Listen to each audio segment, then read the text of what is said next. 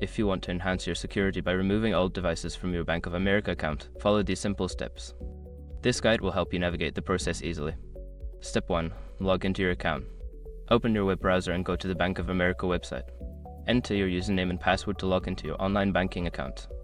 Step 2. Access security settings. Once logged in, look for the Profile or Settings option, usually found in the upper right corner of the screen. Click on it to access your account settings. Step 3. Find Device Management. In the Settings menu, locate the Security or Device Management section. This area will show you a list of devices that are currently linked to your account. Step 4. Reviewing devices.